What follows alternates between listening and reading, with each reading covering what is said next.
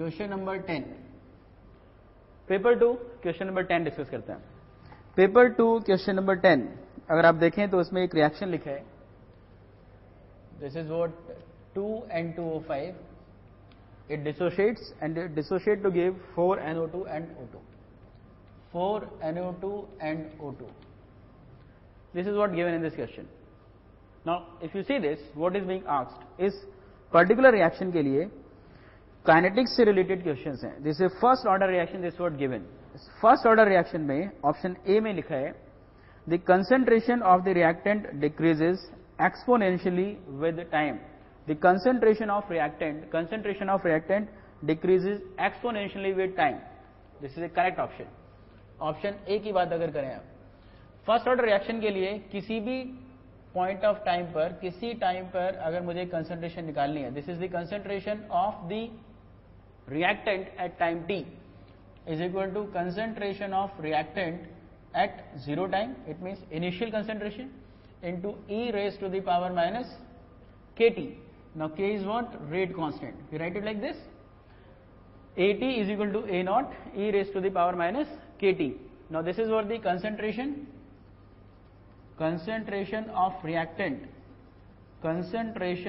reactant at time t, and this is what the initial concentration. तो अगर यहां पर आप देखोगे, this t is what the time. If you see this, अगर आप ये टाइम की वैल्यू इंक्रीज करेंगे, if increase this t, this value will decrease, and if this value will decrease, exponentially decrease करेगी ये वैल्यू, तो ये ओवरऑल वैल्यू डिक्रीज करेगी and this concentration will decrease. So the option A says that the concentration of the reactant decreases exponentially with time, that is a correct option. So A is the correct option. Option B पर आते हैं. Option B में लिखा है, the half life of the reaction decreases with increasing temperature. Half life of the reaction decreases. Half life of the reaction decreases with increasing temperature. Half life की बात करते हैं. Half life के लिए हमारे पास क्या फॉर्मूला होता है? T half अगर मैं कहूं फर्स्ट ऑर्डर रिएक्शन के लिए, we write it like 0.693 divided by K. K is what? Rate constant. K शायद मैंने लिखा नहीं, तो मैं यहां लिख देता हूं, K is what? Rate constant.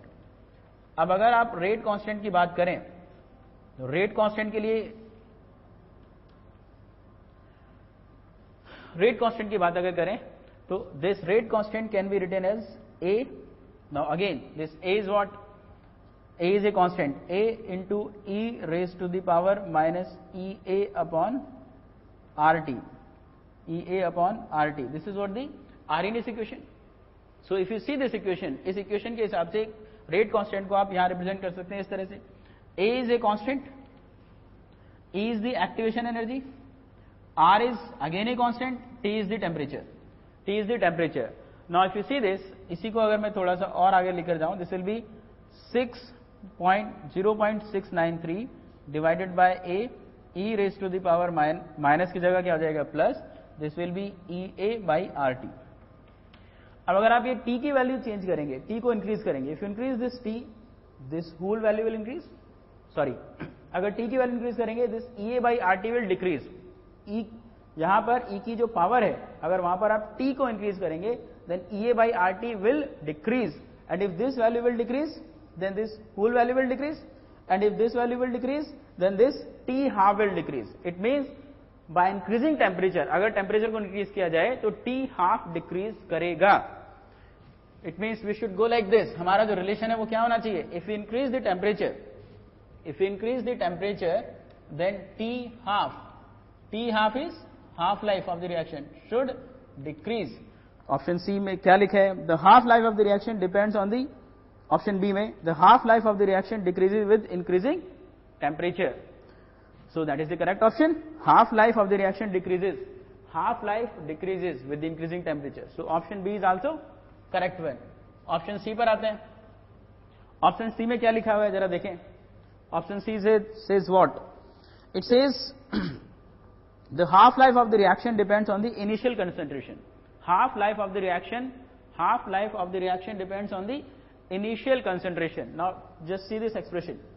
अगर आप मैं हाफ लाइफ की बात करूं, इस हाफ लाइफ के एक्सप्रेशन में this is a constant, this is again a constant. यहां पर कहीं भी इनिशियल कंसंट्रेशन नहीं आता. इसका मतलब option C is the wrong option. Option D पर आता है. Talk about the option D. What actually they are asking. The reaction proceeds to 99.6% completion in 8 half life duration. इसमें लिखा है ऑप्शन डी में कि अगर 8 हाफ लाइफ के बराबर हम टाइम लें, मतलब रिएक्शन स्टार्ट होने के बाद 8 हाफ लाइफ के बराबर अगर हम टाइम ले लें, देन रिएक्शन 99.6% कंप्लीट हो जाती है. Now whether this is correct और नॉट, ये हमें न्यूमेरिकली चेक करना पड़ेगा. नाउ इफ आई से let initially we have, just to make you understand, we have 100 grams of reactant. अगर reactant के आपके पास 100 grams हैं और आपने कहा 99.6% रिएक्ट कर गया, तो बचा कितना रहा? सो रिएक्टेंट कंज्यूम्ड, रिएक्टेंट जो कंज्यूम हुआ वो कितना है? Reactant consumed is 99.6 gram. So remaining कितना हुआ? Reactant which remains is 0.4 gram. Now if you see this, अब एक बार इस एक्सप्रेशन को देख लेते हैं. हाफ लाइफ, कितनी हाफ लाइफ आती है? Now let's say let half life is equal to n half life में ये इतना रह जाता है, ये मैं मान रहा हूं. In that case, what you will say, the remaining amount should be equal to initial amount into 1 by 2 raised to the power n. Now, if you solve it, what do we have? This will be 0.4, या फिर ऐसा लिख लें 100 divided by 0.4 is equal to 2 raised to the power n. It means 2 raised to the power n is equal to 250. ये कुछ expression आ रहे हैं. Now we know that.